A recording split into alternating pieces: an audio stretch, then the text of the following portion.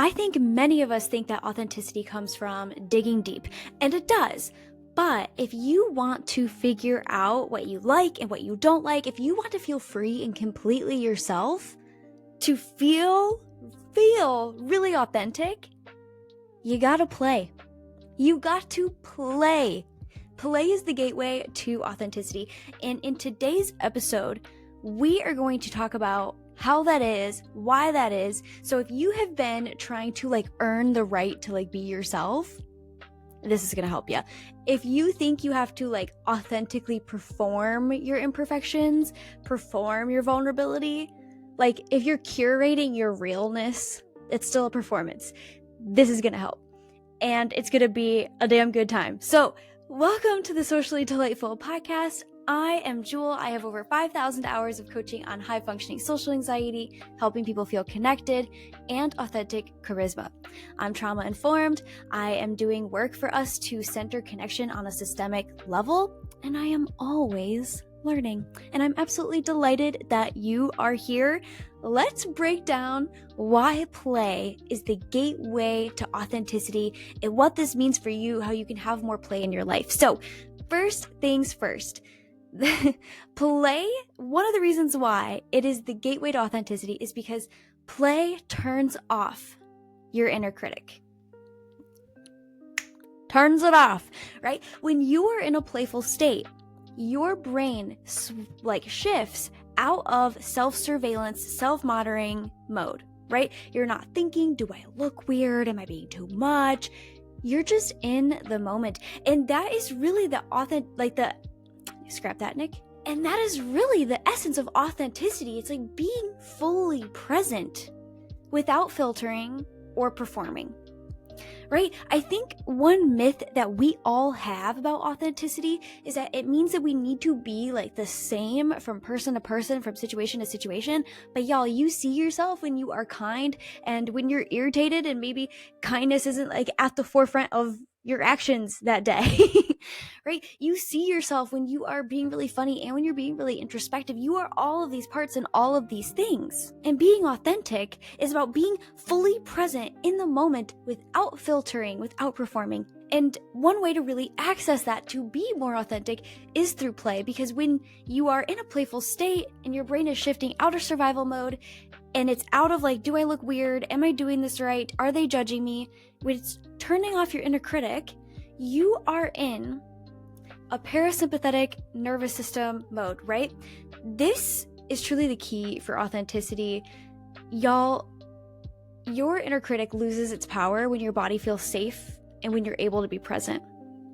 And playing, joking around, having fun helps regulate our nervous system and create a physiological pathway to authenticity. So 1, play turns off your inner critic.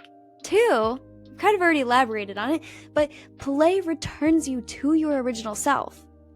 So before we learned to shrink ourselves, to fit expectations, we were naturally playful, right? Expressive and curious, right? Shame, social rejection, and all of this conditioning that has taught us, and we've been swimming in this world, all of this social conditioning that has had us put on somewhat of a mask. Y'all, play helps bring us back to our original selves that was never really ashamed to be seen, right? So developmental psychologist Donald Winnicott coined the term true self. So he talked about how the spontaneous, alive, unfiltered self, and he stated that was really accessible through play, right? He warned us that without play, the true self becomes buried under what he calls the false self. And the false self was created to earn love and approval. So play helps bring us back to our original selves, to our childlike selves. And I think that's why we associate play with children, of course. I mean, that word play, but I don't know, let's bring back adult play dates. I want to play with my friends and have a blast. Honestly, if you listen to my birthday episode, I think that's what made my birthday so connective and fun. I set out to create the most loved birthday that I've had yet. And I also created the most playful and most authentic birthday that I've had yet. Truly. Okay, number 3, play rewires your beliefs about worthiness. So when you are being playful and like someone laughs at you, smiles at you, or joins in, it directly contradicts this fear that you need to be perfect to be accepted. Social perfectionism, an antidote to social perfectionism is play. Y'all, each moment that we play, that we have playful connection with another person, is another micro moment where we are relearning like safety and belonging. I love it so much. So Dr. Barbara Fredrickson did research on positive emotions and social connection, and she found that shared joy and play, if you will, builds what she called upward spirals of psychological resilience, self-trust, and social bonding. I really interpret this as in, like, these moments are changing how we view ourselves, rewiring that internalized, like, shame that we may have, right? Play, like, really teaches our nervous systems, like, hey, I'm allowed to be seen and loved, right? Dr. Barbara Fredrickson's research on this about psychological resilience, self-trust, and social bonding. Psychological resilience. Y'all, why do you think play aids our psychological resilience, our self-trust? What do you think? I actually want you to pause and like think about that for yourself and let me know what you think. I have my thoughts. I'm curious about yours, right?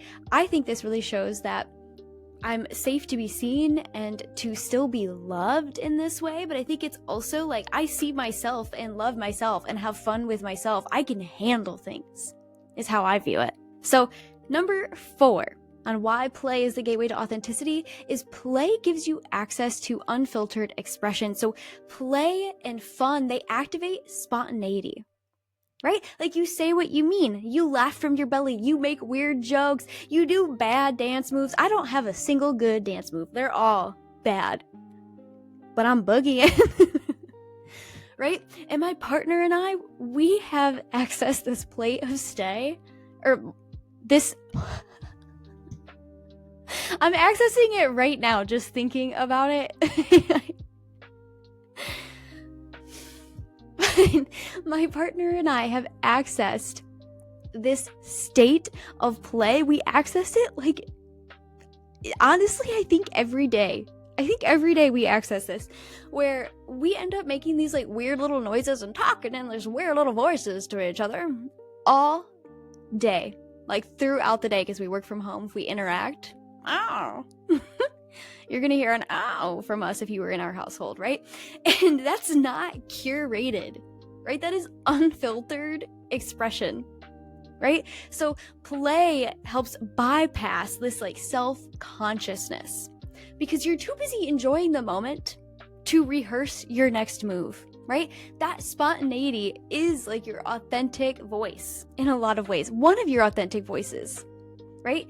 And so we're talking about this in terms of play here, but as I said before, like it also helps you say what you mean, right? When we access play and we are more authentic in our playful selves, I think it really helps us be more authentic in other areas of our lives, even when it becomes to more emotional conversations or conversations where they're a bit more intellectual. Like I'm more likely to say to somebody, hey, yeah, I don't really know what I think about this and I'm seeing the nuance here.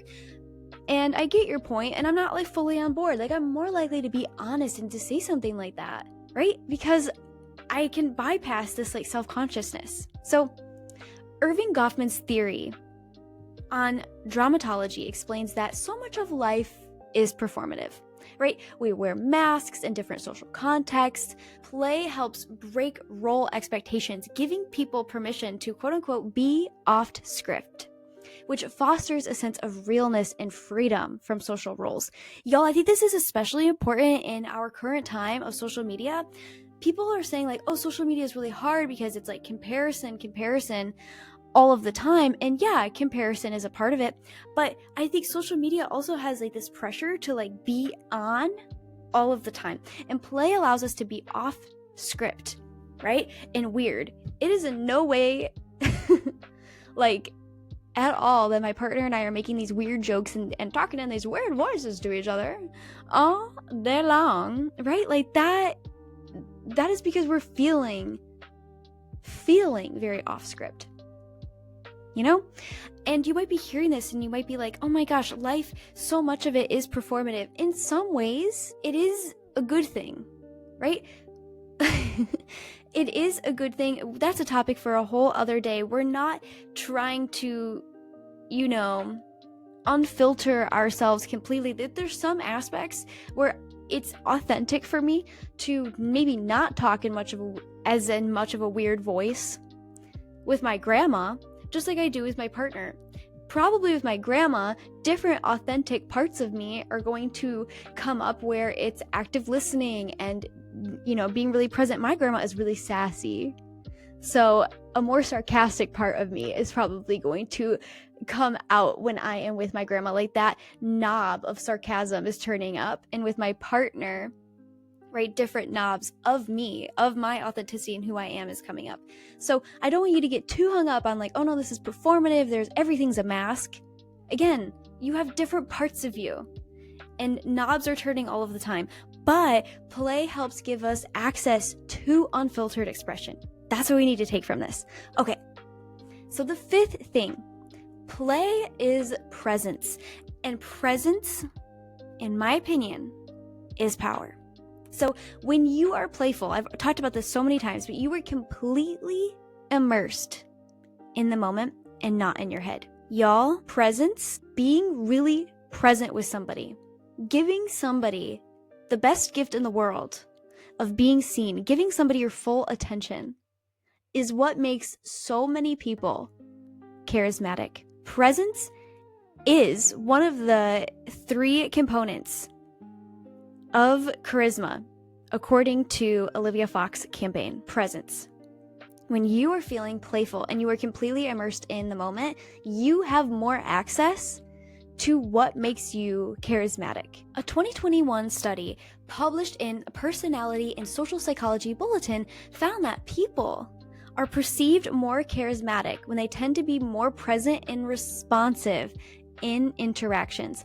I cannot tell you how many times I have coached clients that are telling me, oh, I'm overthinking what I'm saying so much and overthinking what's the next thing to say that I end up missing what the person has said right in front of me. Such a common occurrence in my sessions and something that we are talking about. And so ironically, right, people are trying to say the next thing, do the right thing, and overthink what to say.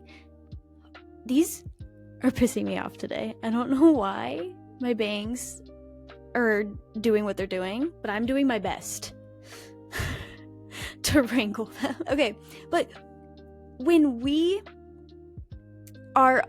my clients, right, they're trying to overthink what they're saying so much and say the next right thing and say like the right thing at the right time in the right way, they're so focused on that they're actually becoming less charismatic because the person that they're talking to can feel that they're less present with them and less responsive to them. And my client is likely to respond with something that is not relevant to what that person just said because they were too in their head, thinking about what they were going to say next. Y'all, presence, more than extroversion, more than eloquence, is what makes people feel drawn to and trusting of you, right? Honestly, it's one of the most magnetic things that you can do. It's not even something that you can say. You can't say presence in a way, right? I mean, I'm sure you can active listen to people, but just being here in the moment is so magnetic with people. Okay, so those are the 5 ways that play is the gateway to authenticity. Let's talk about 3 ways that you can play more as an adult, because y'all, you don't have to find yourself to start being yourself. You just have to let in one moment of joy and let it remind you of what's already true. So, 3 ways to play more as an adult. First way, play more silly games with your friends. It does not have to be a party, right? Just a moment where everybody's guard can drop a bit and you can be delightfully unserious with your friends. Y'all, laughter is one of the shortcuts to closeness, as we talked about Dr. Barbara Fredrickson's research. Y'all, it's a shortcut to closeness. And in my opinion, like, silliness in a lot of ways is sacred. So here are some of my favorite games that I invite you to play and do at your next hangout. One, there's this card game called Happy Salmon. It's wild. If you saw my video on Instagram or TikTok of my partner, like, we were all standing in a group, like, going, yeah! We were playing Happy Salmon. It was wild. Another one is Spoons or Kemps. So you just need a deck of cards, and you can just Google Spoons or Kemps, $0.99, baby girl. Just Google it, and you will find the instructions. The next one is the 5-second rule. So the 5-second rule is a game that you can get at a store, but really, y'all, the 5-second rule is just naming 3 things in 5 seconds. So, for example, like, you have 5 seconds to name 3 things people do when they are alone. And so it would count down with, like, a phone timer, or if you have, like, a little, what are they called with the sand? I don't know, but one of those. And when it gets down, right, you have 5 seconds. So 5 seconds to name 3 things people do alone. I was going to do this off the cuff, but my first answer was inappropriate. So I'm going to think about it. 5 things people do when they are alone. Watch TV, pick their nose, and overthink. Not a great example, but here we are. The next thing that you can do is, like, Pictionary. Pictionary is so fun and so silly. I love Pictionary. It's one of my favorite games. So the next one is one that my partner and I and his sister-in-law and us, like, play all of the time, and that is, like, Gartic.io. I don't know where they found it. It's so fun. We play it all the time. And then the next one is not a game, but I just wanted to say, because no one is too old for this, it's fun, it's silly, and it's to do a silly TikTok trend. It's so fun. It's so fun. And actually, this is such a great example. When you were watching somebody do a silly TikTok trend on the TikTok, you were likely laughing and smiling along with them. It's bringing you some joy. Yeah. It's almost like play makes us feel really good and connected to other humans.